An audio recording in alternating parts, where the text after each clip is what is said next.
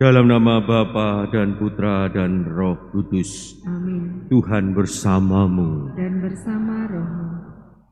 Suster, frater, Bapak, Ibu, dan saudara-saudari yang terkasih dalam Kristus, hari ini kita diingatkan oleh Tuhan bahwa Ia senantiasa menyertai hidup kita. Akan tetapi dalam hidup ini berulang kali kita ini tak mampu merasakan penyertaan Tuhan.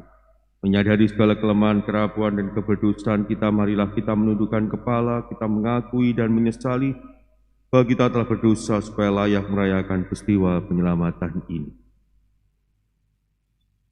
Tuhan Yesus Kristus, Engkau diutus untuk menyembuhkan orang yang remuk redam hatinya. Tuhan, kasihanilah kami. Tuhan, kasihanilah kami. Engkau datang untuk memanggil orang yang berdosa. Kristus, kasihanilah kami. Kristus, kasihanilah kami. Engkau duduk di sebelah kanan Bapa sebagai pengantara kami. Tuhan, kasihanilah kami. Tuhan, kasihanilah kami. Semoga Allah yang Maha Kuasa mengasihani kita, mengampuni dosa kita, dan menghantar kita ke hidup yang kekal. Amin. Marilah berdoa.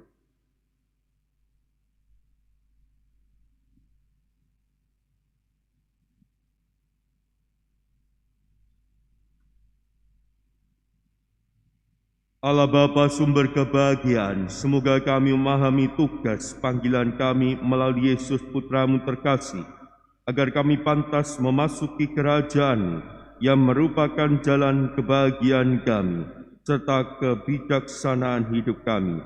Dengan pengantaran Tuhan kami Yesus Kristus Putramu yang hidup dan berkuasa bersama Dikau dalam persatuan Roh Kudus, Allah sepanjang segala masa. Amin. Kita duduk untuk mendengarkan sabda Tuhan.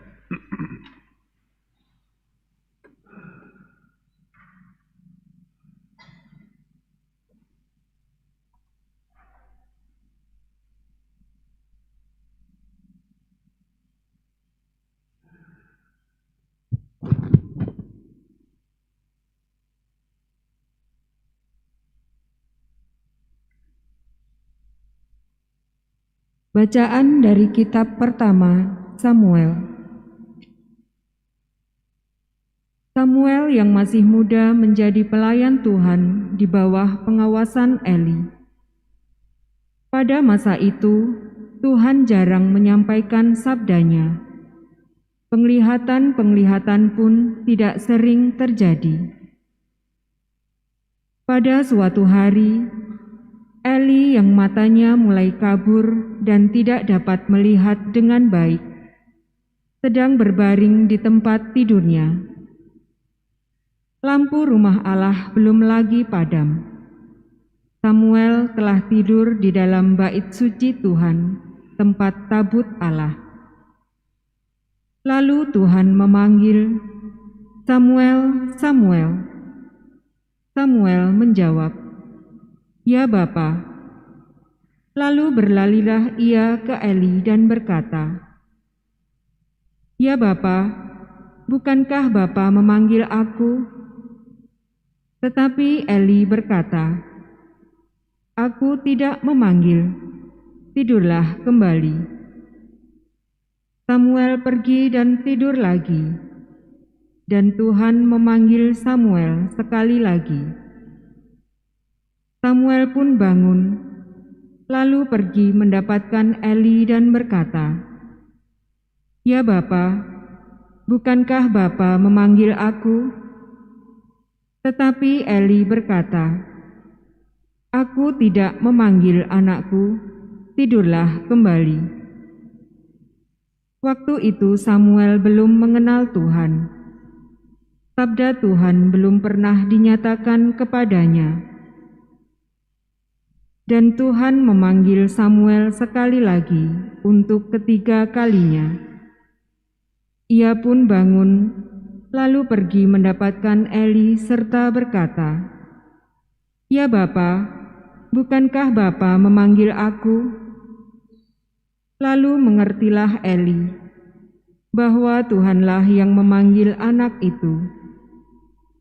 Sebab itu, berkatalah Eli kepada Samuel, "Pergilah tidur, dan apabila engkau dipanggil lagi, katakanlah, Bersabdalah ya Tuhan, hamba-Mu mendengarkan. Maka pergilah Samuel, dan tidurlah ia di tempat tidurnya. Lalu datanglah Tuhan berdiri di sana, dan memanggil seperti yang sudah-sudah, "Samuel, Samuel." Dan Samuel menjawab, "Bersabdalah ya Tuhan, hamba-Mu mendengarkan." Samuel semakin bertambah besar dan Tuhan menyertai dia. Tidak ada satupun dari sabda Tuhan itu yang dibiarkannya gugur. Maka taulah seluruh Israel, dari Dan sampai Berseba, bahwa kepada Samuel telah dipercayakan jabatan Nabi Tuhan.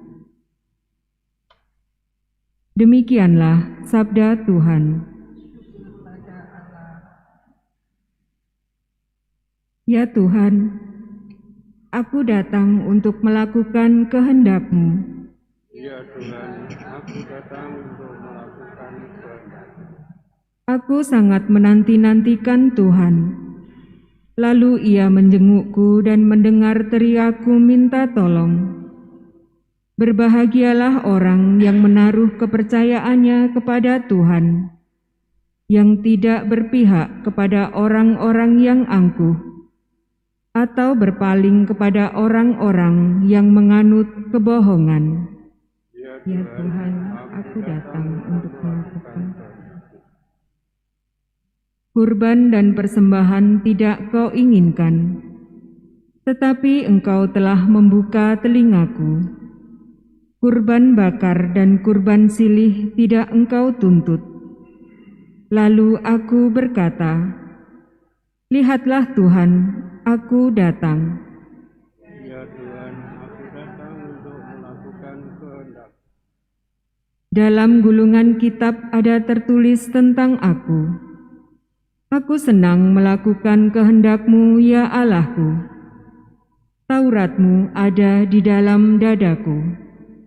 Ya Tuhan, aku datang untuk melakukan kehendak. Aku mengabarkan keadilan di tengah jemaat yang besar. Bibirku tidak kutahan terkatup. Engkau tahu itu, ya Tuhan. Ya Tuhan, aku datang untuk melakukan. Haleluya, haleluya, haleluya, haleluya, haleluya,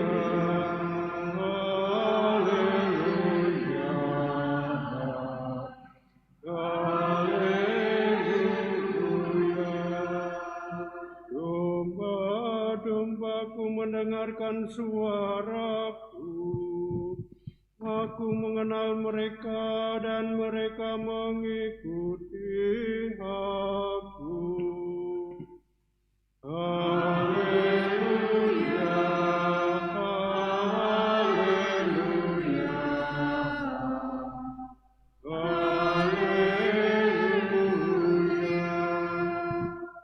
Tuhan bersamamu. Dan bersama rohmu. Inilah Injil suci menurut Markus. Dimuliakanlah Tuhan. Sekeluarnya dari rumah ibadah di Kapernaum, Yesus dengan Yakobus dan Yohanes pergi ke rumah Simon dan Andreas. Ibu mertua Simon terbaring karena sakit demam. Mereka segera memberitahukan keadaannya kepada Yesus. Yesus pergi ke tempat perempuan itu, dan sambil memegang tangannya Yesus membangunkan dia, lalu lenyaplah demamnya. Kemudian perempuan itu melayani mereka.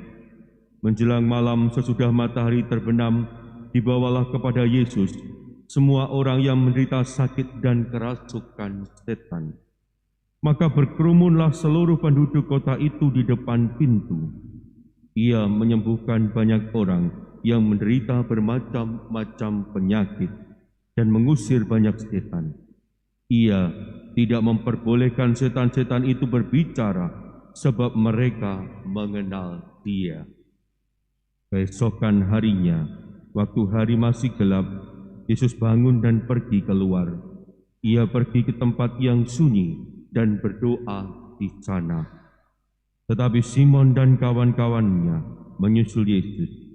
Waktu menemukan Yesus, mereka berkata, "Semua orang mencari Engkau." Jawab Yesus, "Marilah kita pergi ke tempat lain, ke kota-kota yang berdekatan, supaya di sana juga aku memberitakan Injil. Karena untuk itu aku telah datang." Lalu pergilah Yesus ke seluruh Galilea, memberitakan Injil dalam rumah-rumah ibadat mereka dan mengusir setan-setan. Demikianlah sabda Tuhan. Terpujilah Kristus.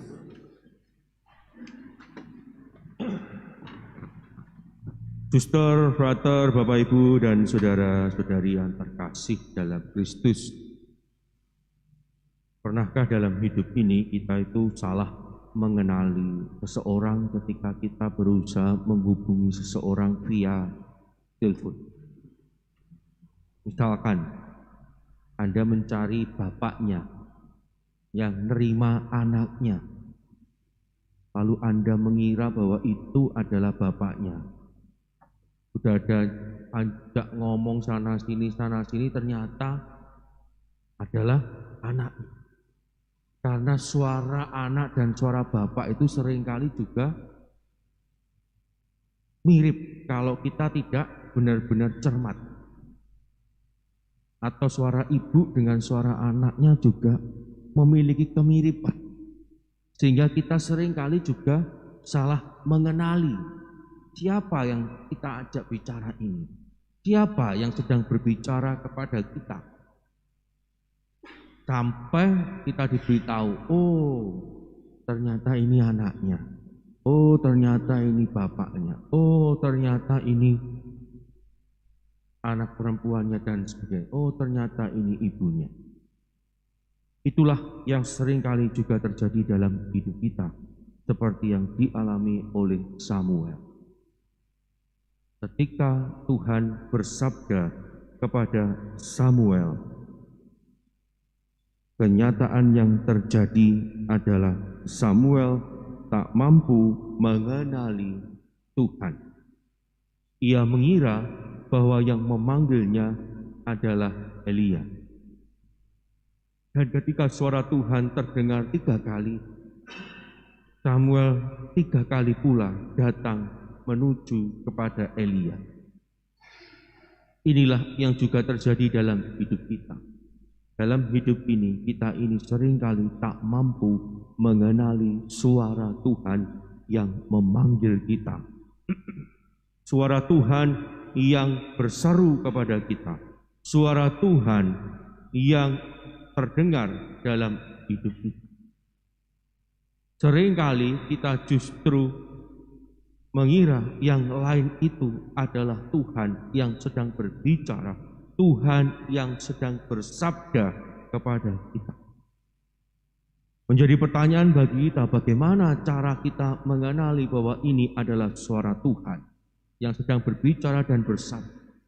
Maka seperti halnya Samuel yang dibantu oleh Elia, kita pun juga perlu bantuan dari seorang bapa rohani yang akan membimbing kita, yang akan mengarahkan kita untuk mengenali suara Tuhan dalam hidup kita.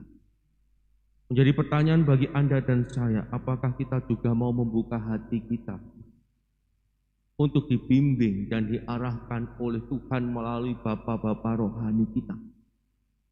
Ataukah kita dalam hidup ini seringkali hanya mengandalkan diri kita sendiri, sehingga pada akhirnya kita tak mampu mengenali suara Tuhan dan justru mendengarkan yang lain dan mengira bahwa Tuhan telah bersabda kepada kita. Salah satu hal yang dapat kita jadikan patokan apakah Tuhan sungguh-sungguh berbicara kepada kita adalah buah-buah yang dihasilkan dari perbuatan kita. Kalau kita mendengar bahwa itu Tuhan berbicara kepada kita, pertanyaan yang harus kita tanyakan, apakah perbuatan yang kita lakukan dari mendengar suara Tuhan itu membawa persekutuan bagi banyak orang? Apakah suara yang kita dengarkan itu membawa dampak kebaikan bagi banyak orang atau hanya sekedar bagi kelompokku saja? Apakah kebaikan itu membawa damai sejahtera? Ataukah justru perpecahan? Ataukah justru ketakutan? Ataukah justru sakit hati? Ataukah justru kecemasan? Ataukah justru kekecewaan yang terjadi? Kalau itu yang terjadi, artinya apa yang Anda katakan itu dari Tuhan, sejatinya hanyalah berasal dari ego Anda, hanyalah berasal dari diri Anda sendiri. Maka bukalah hati seperti halnya Samuel untuk mendengarkan suara Tuhan.